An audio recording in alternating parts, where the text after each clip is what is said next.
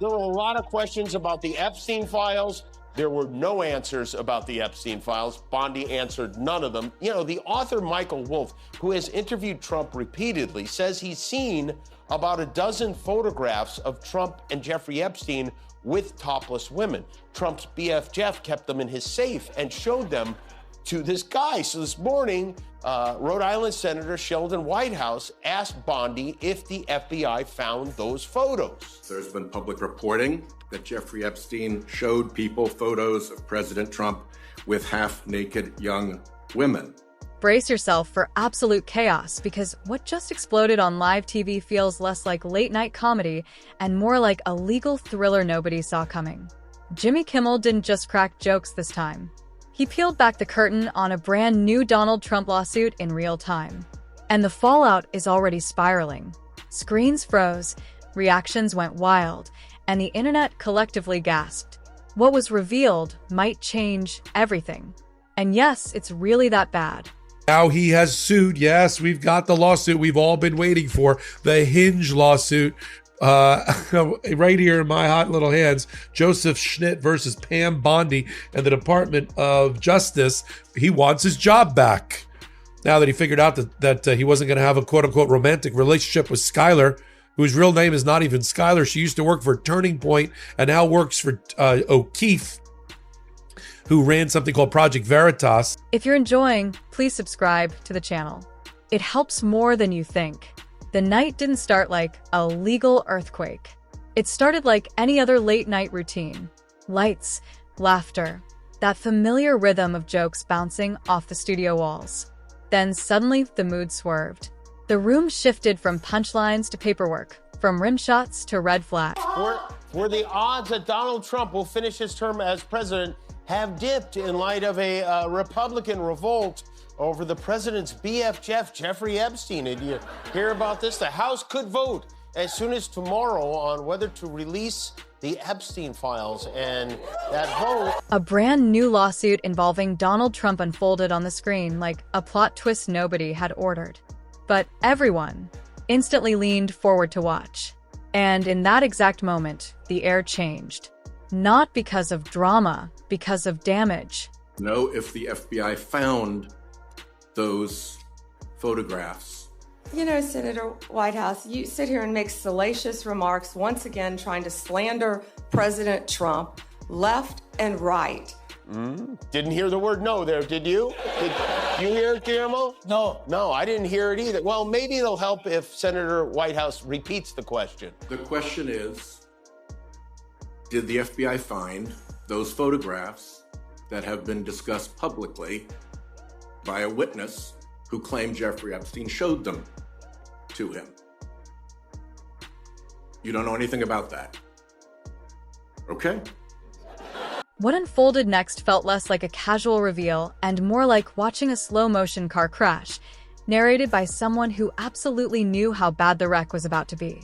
The details rolled out piece by piece, each one heavier than the last, each one stacking legal pressure like bricks on an already overloaded structure. Even if Trump keeps his promise and signs the bill, we don't know whether the Department of Justice will actually release all the files or if they'll be tied up in investigations, specifically investigations Trump orders to keep them tied up in investigations. And that is where things will get interesting. We will get will we have the original documents, or is Trump going to pull a Taylor Swift and give us the Epstein files, Donnie's version of the document? We might not ever know. Trump claims this whole thing is a Democrat hoax, and the reason he refused to sign an executive order to release the files months ago is because it's a waste of time. This wasn't the usual political noise. This was a fresh legal headache still warm from the courthouse printer, and it hit with a flavor of consequences that don't ask for permission before making themselves comfortable. By the time the full scope of it became clear, the internet had already started its sprint. Feeds refreshed like slot machines. Group chats ignited. Somewhere, lawyers were canceling dinner plans. Somewhere else, public relations teams were quietly screaming into their pillows because this one arrived with that special kind of nerve. New, specific, and deeply inconvenient. The lawsuit didn't stroll in politely. It kicked the door in. It carried accusations that didn't rely on vague rumors or recycled scandals. This one came packaged with documentation, timelines, alleged misconduct stitched together with enough detail to make even seasoned legal analysts wheeze. The kind of situation where every here's some of my favorite parts of the lawsuit. After they go through the illicit recording and how that happened and the back and forth with Skyler and all of that. And he allegedly only said he was some sort of analyst. He never said, I'm the acting head of the witness protection program at the Department of Justice. But I love the shots that they take at the Trump administration. Things that once passed as aggressive strategy were suddenly being examined as potential liability. Paperwork that once gathered dust now looked like evidence waiting for its close-up. And every time the picture sharpened, the implications grew louder. What made this moment especially brutal was the setting. A comedian's desk has always been a place where political absurdity gets roasted. But this time, the absurdity came pre-roasted. The jokes didn't need seasoning. Reality handled that part. The audience laughter carried that slightly nervous edge, the kind you hear when people laugh because they can't quite believe what they're witnessing. Not disbelief in the information. This wasn't gossip dressed up as scandal. This was structure, claims, potential exposure, and consequences lined up in a neat, terrifying row. Social media wasted no time assigning roles. Some crowned the lawsuit the beginning of the end. Others dismissed it as yet another episode in the endless courtroom soap opera. But even the loudest skeptics couldn't ignore one uncomfortable truth. This one had teeth. Real ones. The kind that don't just bite headlines, but bigly, at least 50 Republicans are expected to break ranks, which has forced Trump to now claim he's for the files being released. After almost a year of saying he didn't want to release, after a year of stalling, hedging, browbeating members of his own party last night, all of a sudden Trump reversed course completely. He wrote, as I said on Friday night to the fake news media, House Republicans should vote to release the Epstein files because we have nothing to hide. We have nothing to hide. I have some bad news. There's no we. It's just you, bro. What made the situation feel especially surreal was how neatly it folded into the existing narrative chaos. Legal trouble has become such a recurring character in this long-running saga that it almost feels like a series regular at this point. But even series regulars can shock you when they show up with a brand new storyline and higher stakes. This lawsuit didn't just add another chapter. It threatened to rewrite a few earlier ones. Past decisions suddenly demanded a second look. Old interviews took on new subtext.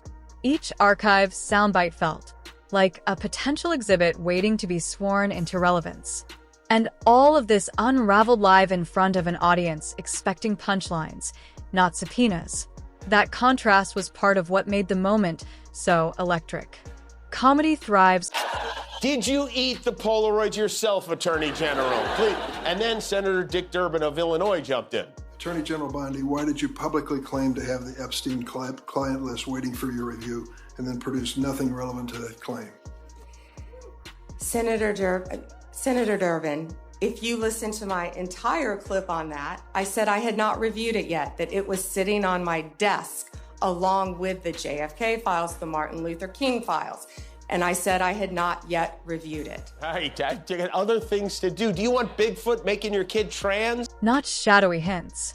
This was a detailed roadmap of potential wrongdoing laid out with the confidence of someone expecting to defend every word under oath. That level of specificity changes the conversation. It doesn't just provoke debate, it provokes preparation. Behind every accusation sits an army of discovery requests waiting to be unleashed. Bank records, emails, internal communications, the kind of materials that rarely cooperate with their former owners once the courts come knocking. What made the live exposure especially devastating was the inability to contain it in the usual slow leak format. There was no comparable window to shape public perception before the story exploded. No careful rollout, no strategic drip. The information landed all at once, raw and fully formed. About Donald Trump, this is not a man who wastes time on nonsense. We're going to have a UFC fight. Think of this on the grounds of the White House. This is an executive order relating to the use of paper straws. Changing the name of the Gulf of Mexico to the Gulf of America. I know a lot about reverse bathtubs. I've done it. You can't imitate gold, real gold. Now, nobody knows what magnets are. It's Lady Liberty. Did you ever hear of Lady Liberty? Don't take Tylenol. Don't take it. The wind is bull. I'll tell you. By the time the segment wrapped, the damage was already done. Not in a final sense, but in that dangerous early sense where narratives fossilize quickly. First impressions and legal scandals stick like burrs. Corrections rarely travel as far as the initial shock. And this shock traveled fast. Within minutes, reaction videos multiplied. Legal commentators live streamed emergency breakdowns. Political pundits rewired their talking points mid-sentence. The phrase, "this is bad," echoed across platforms with a kind of understated panic that usually precedes very loud consequences. What lingered after the laughter faded was not triumph or outrage, but suspense. That deep gnawing suspense that comes when people realize the next few months are going to be a marathon of motions, hearings, leaks, rulings, and strategic silence.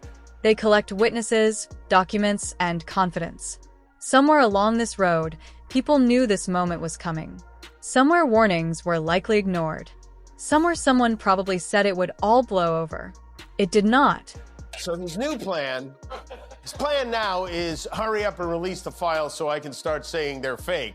Last week, he tried a last-minute arm twist to get Republicans like Lauren Boebert and Nancy Mace to back off this Epstein stuff. Lauren Boebert was even summoned to the Situation Room to be worked over by Pam Bondi and Kash Patel. They tried to persuade her to remove her signature from the petition demanding the files be made public, which is exactly what someone who's totally innocent and has nothing to hide would do. Boebert Mace did not give in to the pressure campaign, so now Trump... There's a peculiar irony in watching power collide with process. For years, the idea that certain figures exist beyond the reach of consequences has floated through public consciousness, like a stubborn myth. And every time a courtroom door opens, that myth gets stress-tested. Sometimes it survives, sometimes it fractures. Right now, it's under significant structural strain. The late-night setting added another layer of absurdity to the entire spectacle. There's something almost poetic about serious legal jeopardy being unveiled between commercial breaks and audience laughter. Reputationally, lawsuits don't just threaten money and time.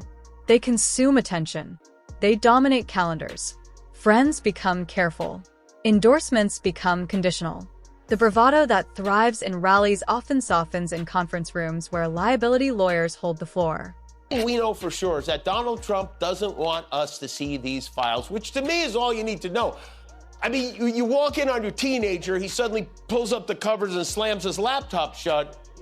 I think you have a pretty good idea of why. You don't need to look at his browser history, but for whatever reason, we are still waiting for those files. One thing Pam Bondi did not get asked about is the now infamous Epstein birthday letter that was released last month by the House Oversight Committee. Trump is suing the Wall Street Journal for $10 billion over this letter.